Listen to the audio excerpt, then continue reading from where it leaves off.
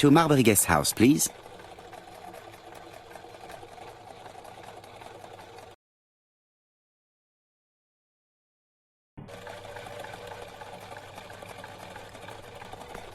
Marbury. There is a very pretty village by this name, in Cheshire.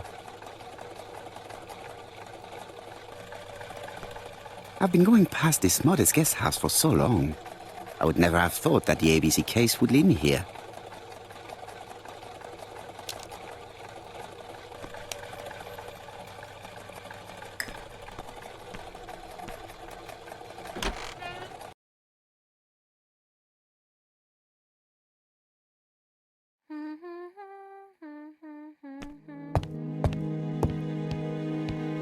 How do you do? You must be Mr. Hercule Poirot. Chief Inspector Jack told me that you might be coming.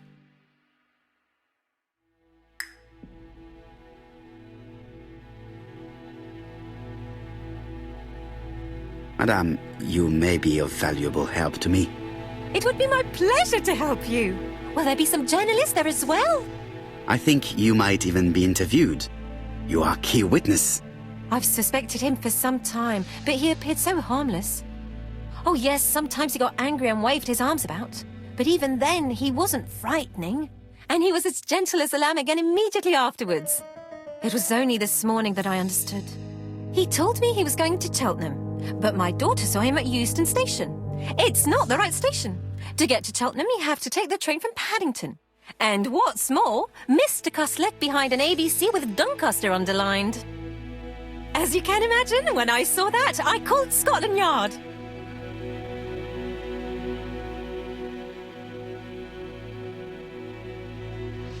Well done. You were right. He did go to Doncaster.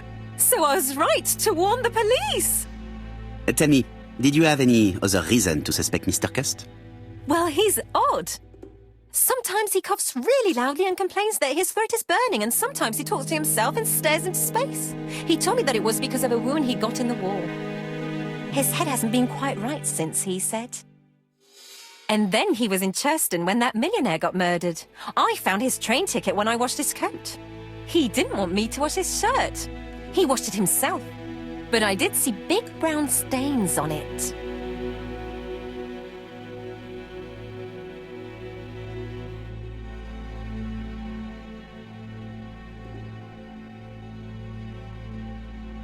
Do you think it was blood? Well, when I saw them, I thought, look, he spilled his wine or his soup all over himself. But now that I think about it, well, they did look like blood. Cut used to travel for his work. Is that correct? Oh, it wasn't for pleasure. He was always unwell on trains. But he had to sell his stockings around England. I have to respect my engagements, he used to say. Do you know where Cust was at the time of the murder in Andover and Bexhill? On June the 21st and July the 25th? No, I don't know. That was a while ago, you know. But surely you keep a register. It won't do you much good. Mr. Cuss rents his room for the year. If he goes away for a few days, I have no reason to make a note of it. Ah, I remember one thing. Bexhill's by the sea, right? Indeed, it is a large seaside resort. Well, as it happens, at the start of July, Mr. Cust asked me to repair his bathing dress. Suspicious, huh?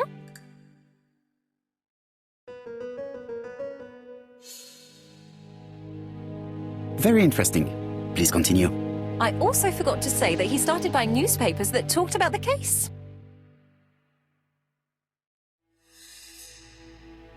Which newspapers?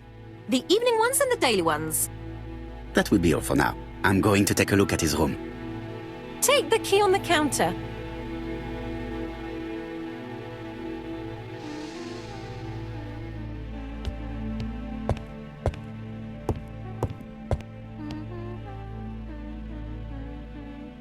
I should check the register. Mrs. Marbury may have been hiding something from me. I don't think my register will help you. Mr. Cuss rents his room all year. If he goes away for a few days, I have no reason to make a note of it.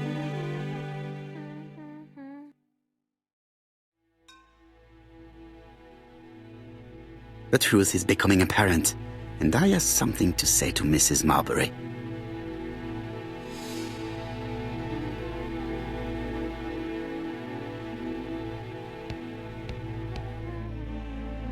It looks like I've found the real master of this house.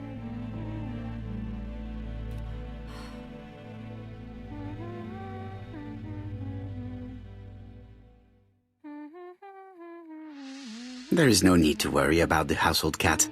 I'm sure that Mrs. Marbury lets it do what it pleases.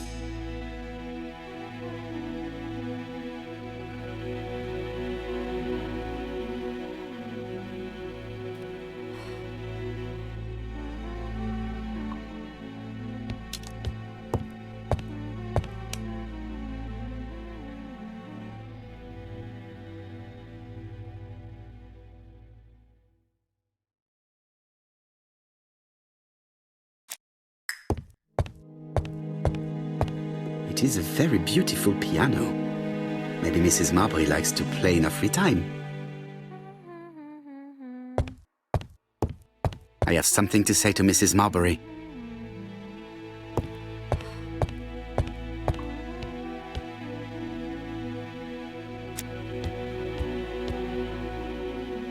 This woman appears to be in a good mood.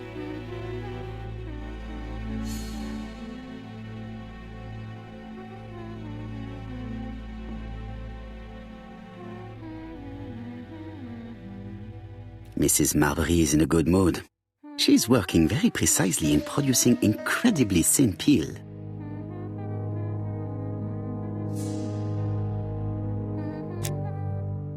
Mrs. Marbury, if I am to believe the register, you rented room 306 to a certain Mr. Fishman on the day of the Bexhill murder. Room 306 is Cust's room. Can you explain yourself? Yes, I remember. Just for one night as a favour. Mr. Cust was away, all my other rooms were taken, and poor Mr. Fishman had nowhere to go.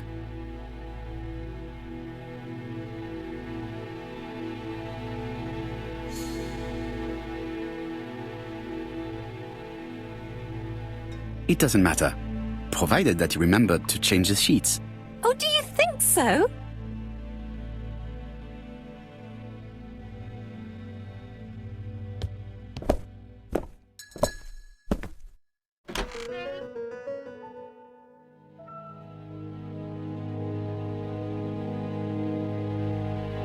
How awful. This place is a real mess.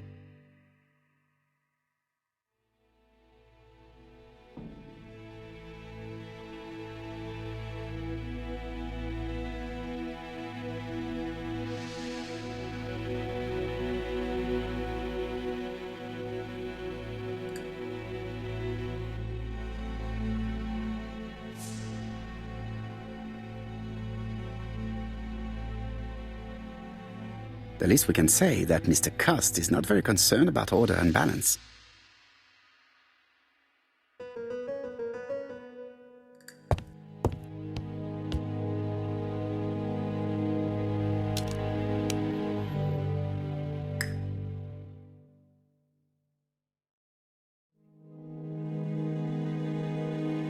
A long-bladed knife, a murderer's weapon. This object would probably be useful to me.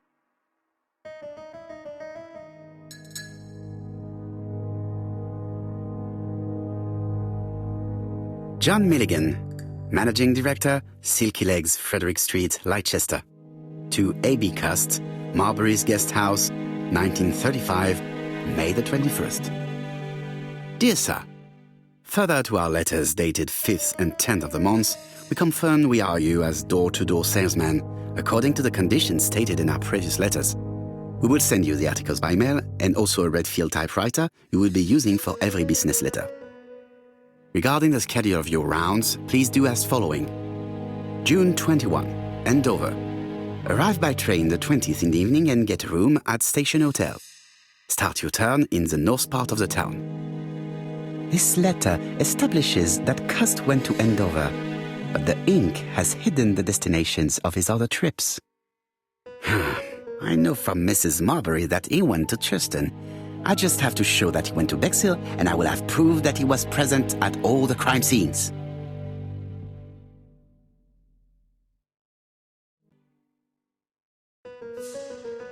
Cust is parsimonious. He keeps his pencils and sharpens them until there is nothing left. 'It is clear that he did not grow up in luxury. 'This subject would probably be useful to me. Regarding the schedule of your rounds, please do as following. June 21, Andover. Arrive by train the 20th in the evening and get a room at Station Hotel. Start your turn in the north part of the town. This letter establishes that Cust went to Andover, but the ink has hidden the destinations of his other trips.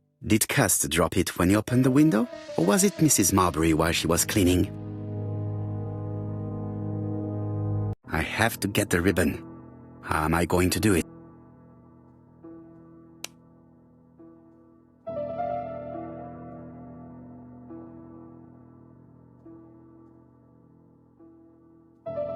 Something is blocking the ribbon.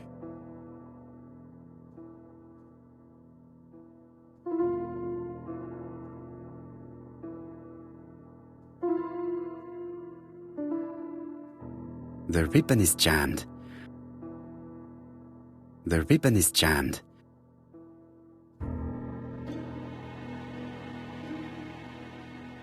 The ribbon is jammed.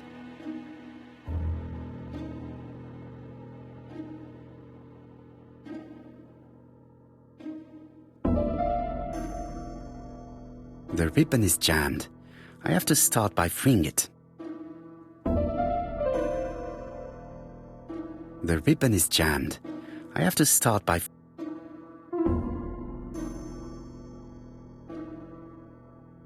The ribbon is jammed.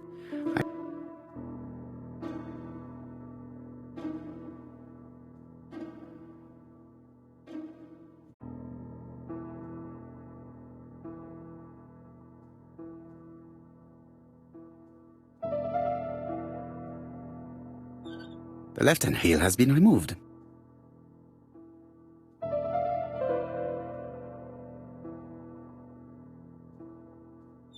The right-hand heel has been removed.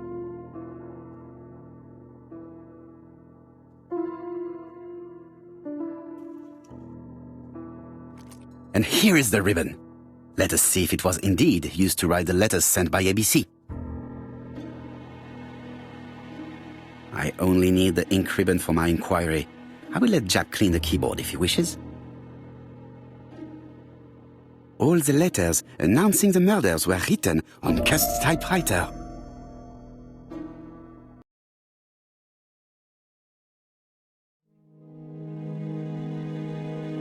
It's an ABC.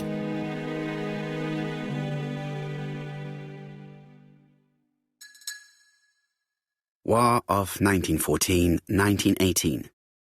By the King's order, the name of Corporal A.B. Cust, Devonshire Regiment, was published on the London Gazette on May the 10th, 1918, as mentioned in a dispatch for gallant and distinguished service.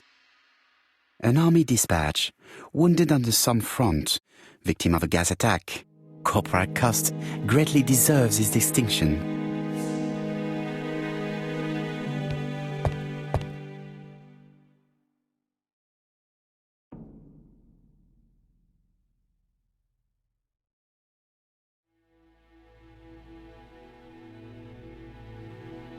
Laudanum Cameron's Chemists. Laudanum, a medicine for coughs. It is what Dr. Clark prescribed for Mrs. Asher. This subject would probably be useful to me.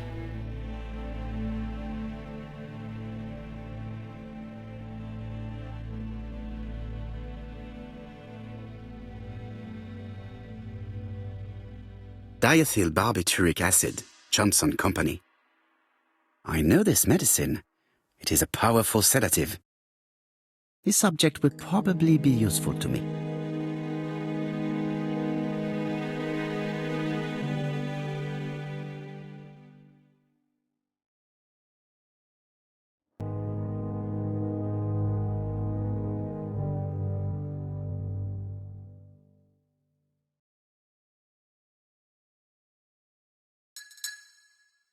This dark stain. It could be blood, but goodness knows how long it has been there.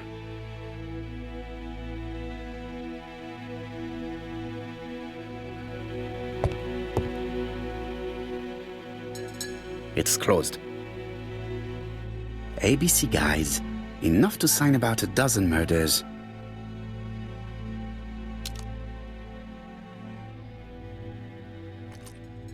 This knife is very useful. Who knows? Maybe it never cut anything other than string.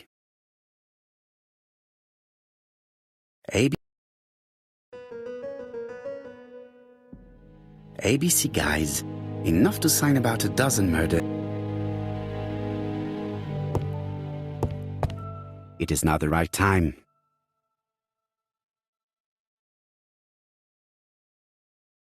All the main articles referring to the ABC case are here, from the Churston murder onwards. Nothing before that date. Most probably the basting dress repaired by Mrs. Marbury's expert hands. The Bexhill Daily paper, dated from the day of the Bexhill murder. Let us now try and get our brain cells to work.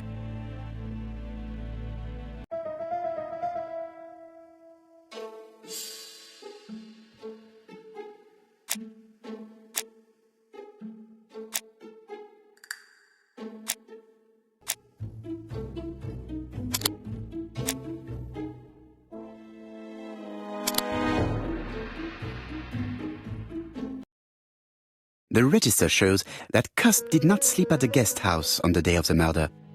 Where was he? Bexhill. The Bexhill paper reveals it. Cust bought this newspaper in Bexhill on July the 25th. No use continuing the inspection of this room. I've seen all there is to see. The Bexhill Daily paper, dated from the day of the Bexhill murder. Trousers, white shirts. Everything has been washed very well.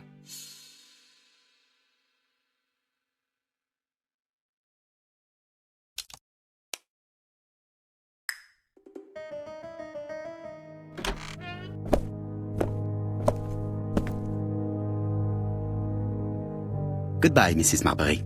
Thank you for your help. Bye. Ah, Chief Inspector. I was about to leave. Good evening, Chief Inspector. Welcome. Please excuse me, I must go to the kitchen. I'll leave the key of Mr. Cust on the counter. I'm sorry I'm late. I've spent ages with the Doncaster police. And you? I have established one fact. On 3 occasions, Cust was at the scene on the day of the crimes.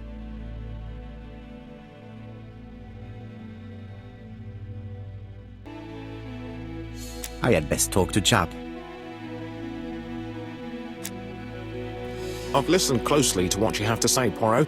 For me, there's no doubt Cust is guilty. Do you have any element that might prove the contrary? That is what we're going to look for. Let us now try and get our brain cell.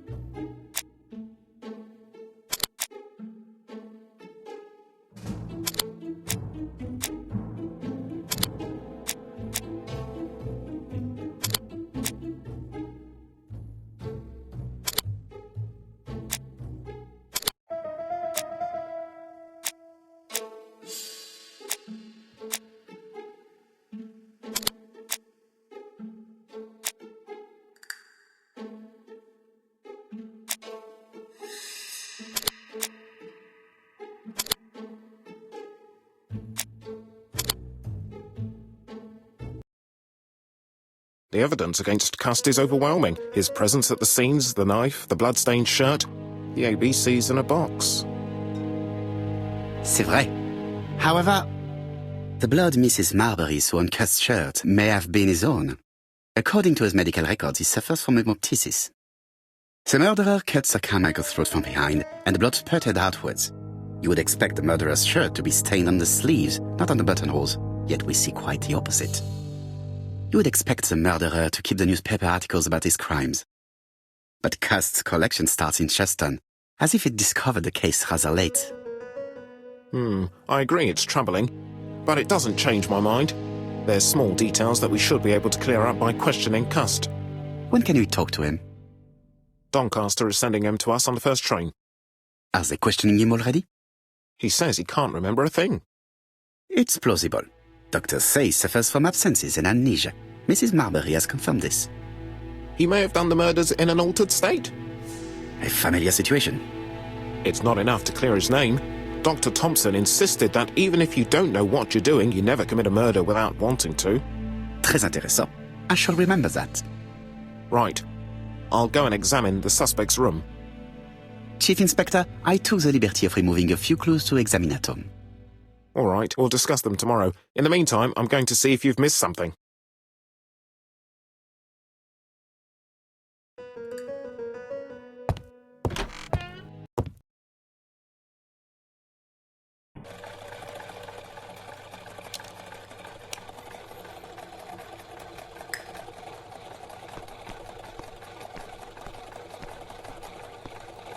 To Scotland Yard, please.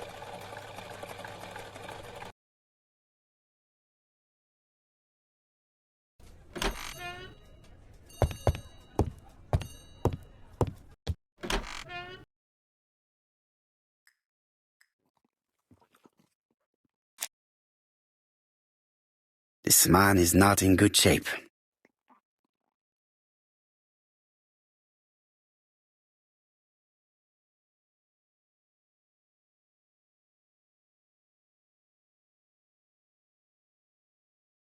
He is worried and very tired, and other police have been hard on him.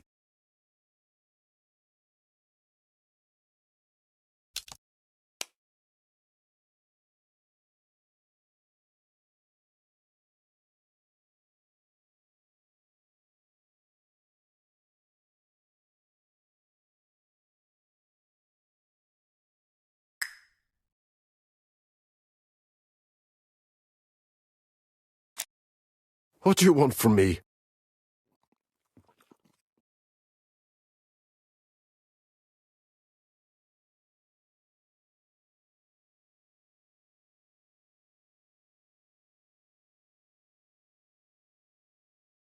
Good day, ABC.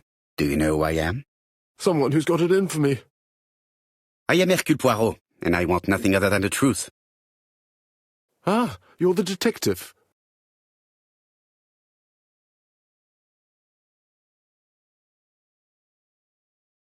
Why did you send me a letter before each crime? Why all these questions? When are you going to stop pestering me?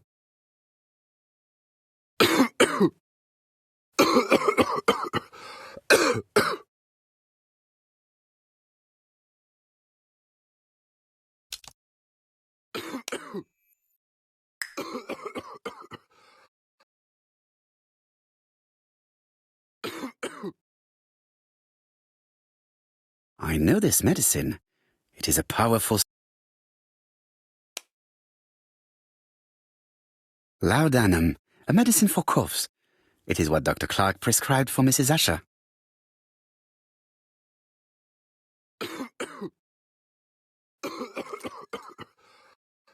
Take this. It will help you. Thank you.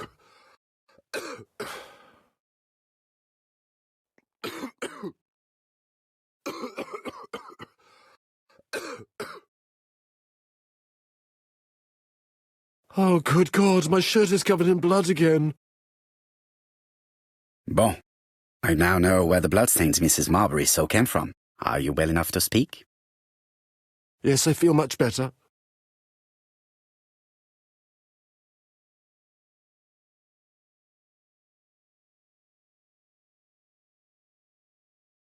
Yes, I am the person you have been sending the letters to. I didn't write these letters. I've already said so.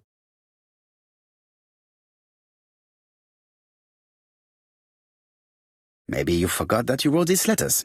Yes, it's true. Sometimes I forget. Maybe I did type them.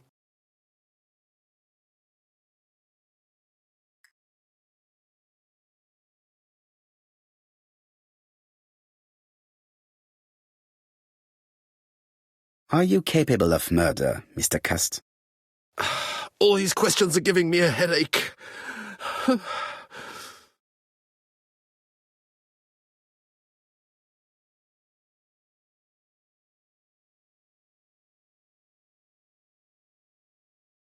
You suffered during the war. It's true. I was wounded. I suffered. But the army was the only place I didn't feel inferior. No questions, just orders to follow. But ever since you were wounded, you have absences, bouts of amnesia. And headaches. Professor Clark treated you. Yes, a few years ago he really helped me with my burned throat.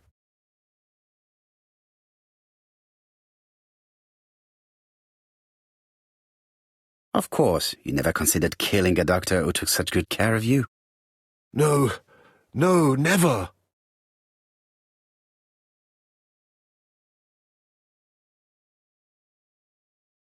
Do you deny being at the scene of the crimes? So? There was no harm in being there. It was only for my work. You were seen at all the crime scenes. Yes, I was. I travel a lot, but not for pleasure. I am terribly unwell in trains. But I had to respect my engagements. My employer gave me very precise written instructions about the towns I had to visit. Let's see. The company you claim to work for, Silky Legs, has never heard of you. And as for these letters they sent you, they were written on your own typewriter. The company sent me the typewriter when I started working for them. Yes, but the letters were received afterwards.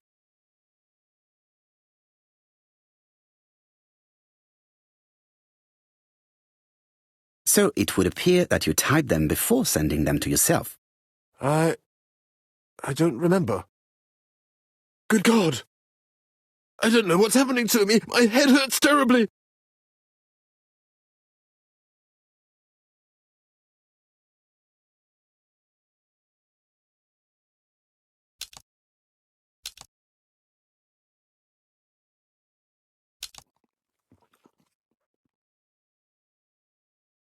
I know this medicine. It is a power.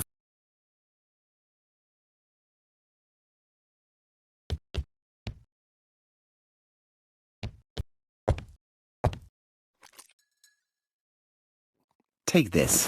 It will help you.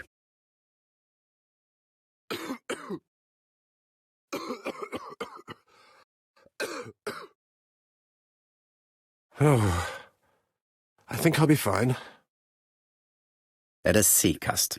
Look at me. You know very well that you committed these murders? Yes, I know. But I'm not wrong in saying that you do not know why you committed them. No, I don't.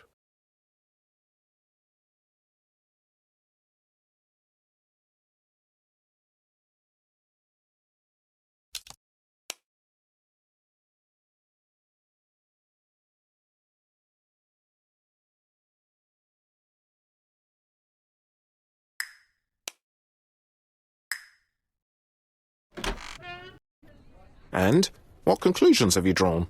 Plenty. It might help us to understand him a little better. Let us now try and get our brain cells to work.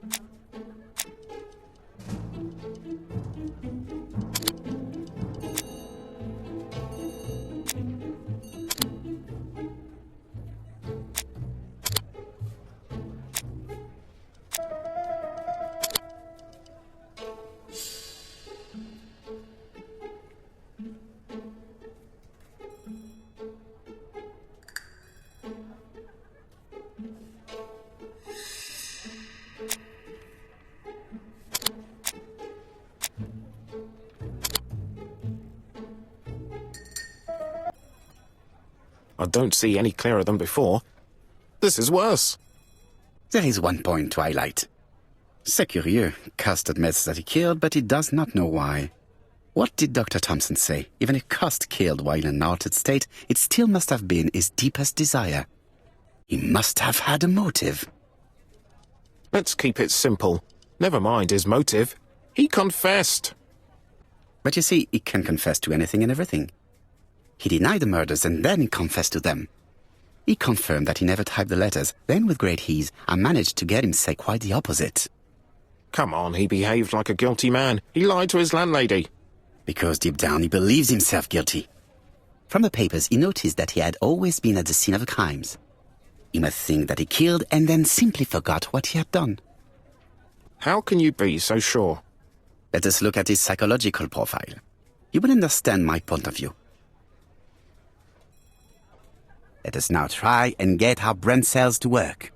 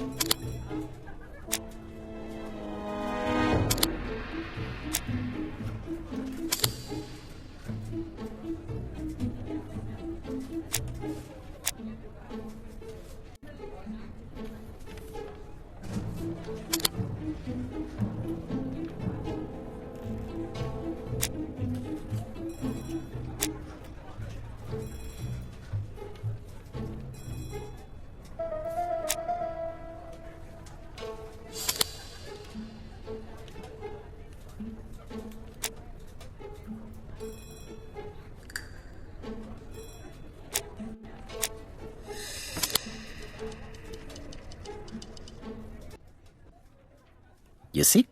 Cust's character is quite the opposite of the murderer's.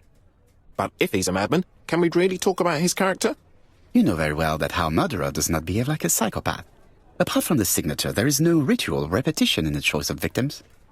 Very well, you're right as always. So we have no confession, no culprit, no suspects, nothing. And all that after 2 months of inquiry? What should I do? Have faith. Just give me 24 hours.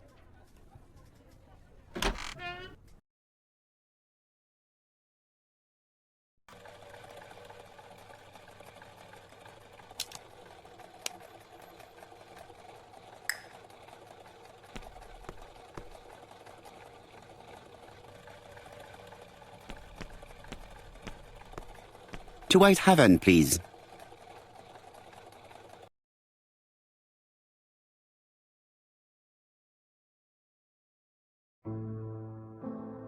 Cust's arrest is a great success for you, Poirot. It's all clear now, except maybe 1 or 2 details. Details? Ah, mon ami. The devil is in the detail, as we say. Excuse me? Patience, Hastings. Everything will be clear once our guests arrive. Best be prepared. Slip a revolver into your pocket before they do. A revolver? But Poirot, what are you afraid of? Trust me. It is important you carry a weapon for this meeting. I will lend you mine. What about telling me what you have in mind? Surtout pas. You wouldn't be able to play your role. Wait one moment, I will bring you my weapon.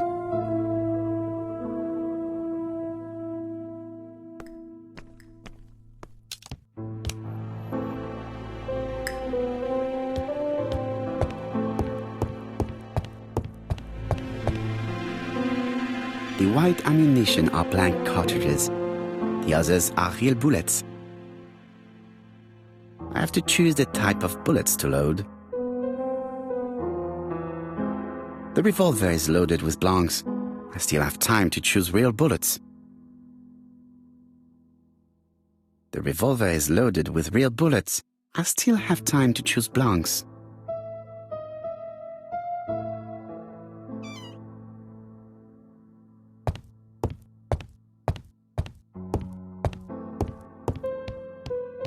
What about telling me what you have in mind? Surtout pas. You wouldn't be able to play your role. Wait.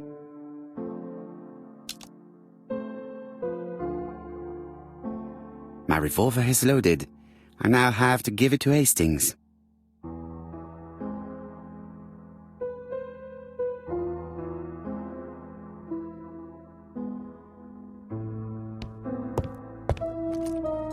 Voila, I entrust you with my weapon. It has hardly been used, it is almost new.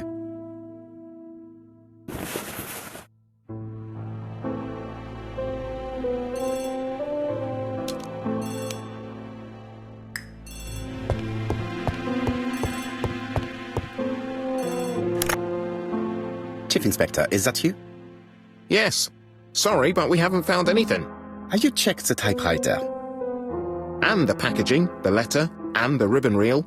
We've only found prints left by Cust and his landlady. Well, never mind, I shall make do. So, are you still going to hold your meeting? Of course, Chief Inspector. I can hear my guest coming up the stairs. Why have you brought us here, Mr. Poirot? Since Cust's arrest, I thought it was all done and dusted. Miss Gray formally identified him, as well as Miss Barnard. Yes, and the stockings he saw drove the same brand as the ones found at my aunt's. This is all true. However, a case is not closed if some questions remain open. And one question is, why did the murderer send me his letters? Why did he challenge me, Hercule Poirot? Perhaps he wanted to play with you, to taunt you. Xenophobia? Maybe he didn't like you because you're foreign. I may be wrong, but maybe by provoking you, he was looking for glory? All these theories should be studied. Let us now try and get our brain cells to work.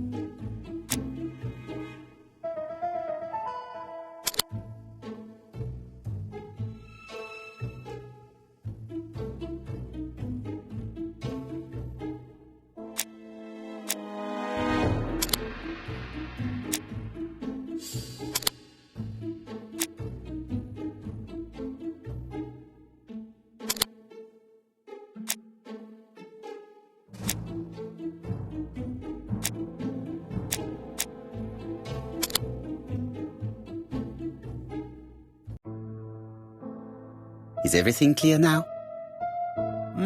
You might like to explain your reasoning again. Of course. First of all, remember that the murderer made it a rule to always post his letter before the murder. He never digressed from that rule. However, in Churton, he encountered a problem.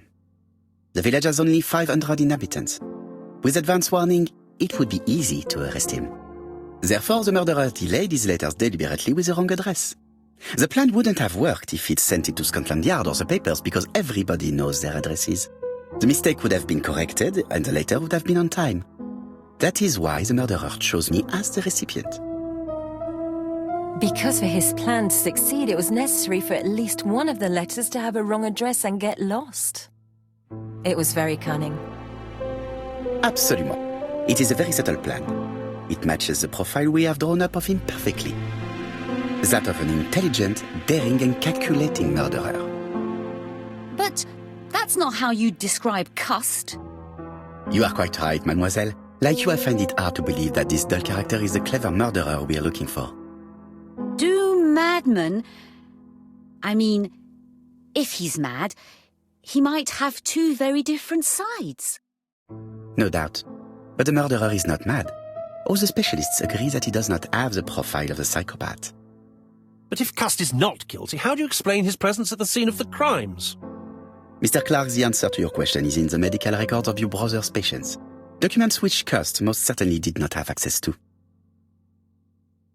Let us now try and get our brain cells to work.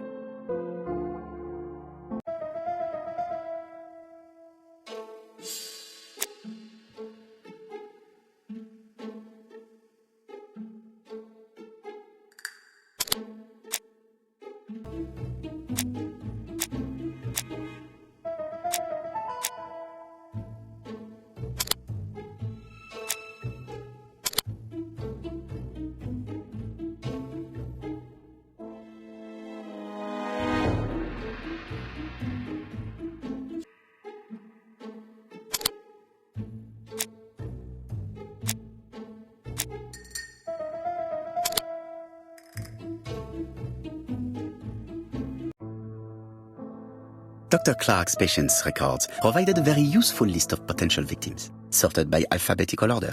The killer definitely used it, explaining the fact that all the victims were former patients of the doctor. It is this fact that clears Cust once and for all, because he never had access to these records. So how did he happen to be at the scene of the crimes? Either the murderer sent him there, or Cust was following him closely. Cust's highly suggestible nature leads us to the second hypothesis. The murderer was manipulating him. He systematically sent Cust to the towns where he was going to strike, so that the suspicion would land on the poor man's shoulder. That's evil. What sort of killer could have such a plan? And what would he gain from three completely different murders? Indeed, it seems unlikely that the same murderer committed all the crimes. What should we take from that?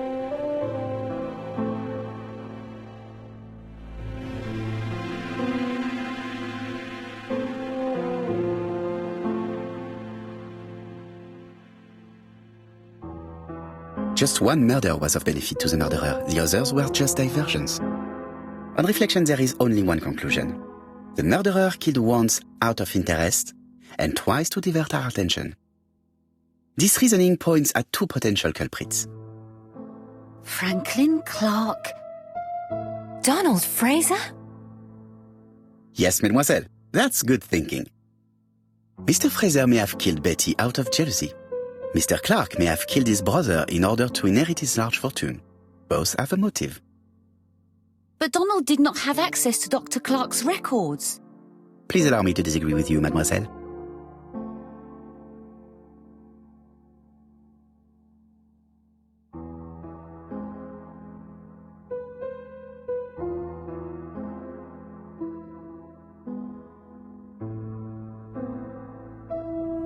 He works for Court and Brunskill, one of whose clients was Sir Carmichael.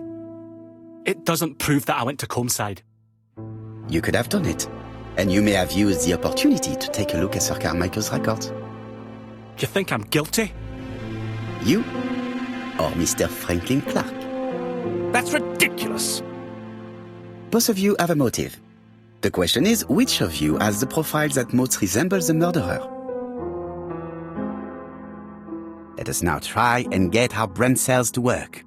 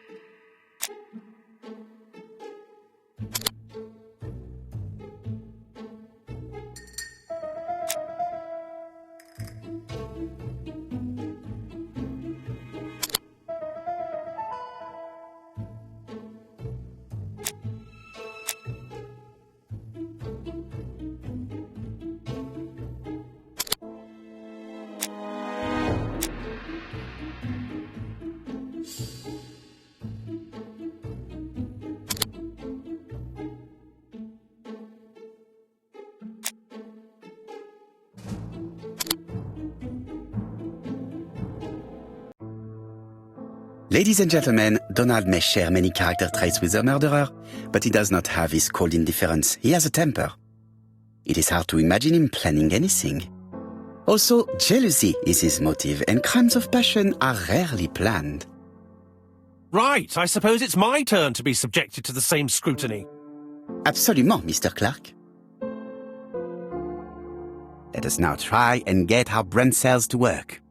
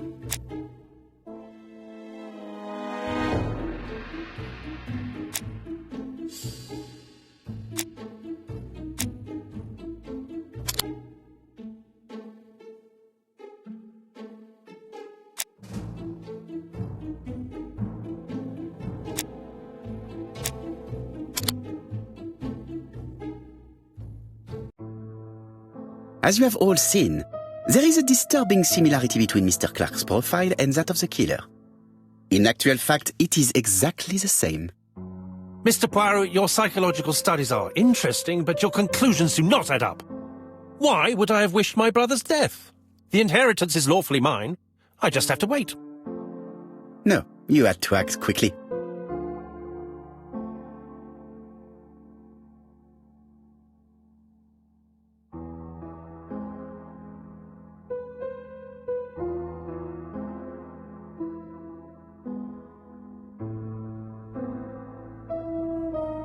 Because you are incapable of waiting. Really? Well, I am no murderer. You presented him as being a cold and patient schemer. Certes, normalement. But Lady Clark's imminent death precipitated events. Mademoiselle, although you haven't been telling the truth, there is no doubt in my mind that you would have found a way to marry Sir Carmichael after Lady Clark's death. For you, Mr. Clark, it was a disaster. If Miss Grey had children by your brother, you would not have inherited a thing. You realized the danger after reading several letters from Comside, especially one in which your brother opened his heart to you. So you hurried home from China, and you took action. In truth, Cust was no more than a puppet manipulated by the real culprit. You, Mr. Clark. Such an imagination, Mr. Poirot. In fact, nobody manipulated Cust. The famous instructions he received by post. He wrote them on the typewriter. We know that for sure. Oh no. You know perfectly well. That is not true. Eh bien voilà. Light has now been shed on the ABC murders. Your theories are ingenious, but you haven't any proof. One point to him. For the moment, I have no material proof. Either I admit to it, or I bluff.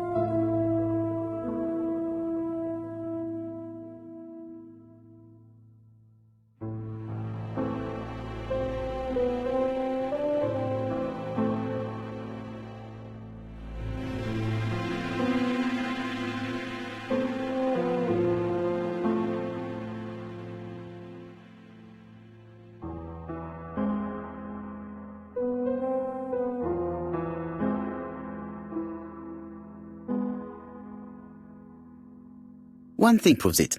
The prints you left on Cuss' typewriter. Enough. Oh, of course you wiped the typewriter before sending it. But not carefully enough.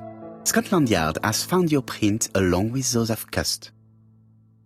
I understand why you never wanted to lend me your new typewriter, and why you were searching through your brother's things. And the hole you dug on the moors. What did you hide there? The knife you used to kill your brother? Game, set, match. You win, Mr. Poirot. But it was worth trying.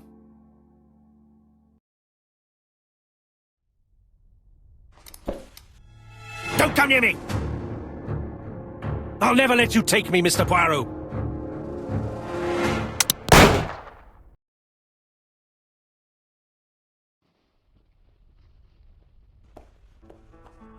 Took the law into his own hands.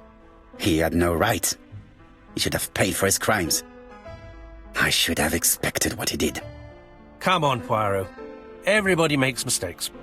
Exactly. Hastings, if one day I sound pretentious, please whisper these 3 letters in my ear. ABC. They shall remind me that we all have our limits, even me.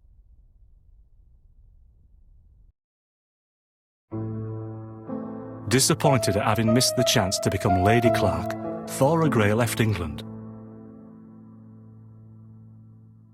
Donald Fraser and Megan Barnard married. On Poirot's recommendation, Mary Drower started to work for Lady Clark. The elderly lady's condition suddenly took a turn for the better. And a few months later, to Dr. Logan's great surprise, she was back on her feet again. According to this eminent physician, it appears to be an extremely rare case of spontaneous remission. Lady Clark has enjoyed very good health ever since.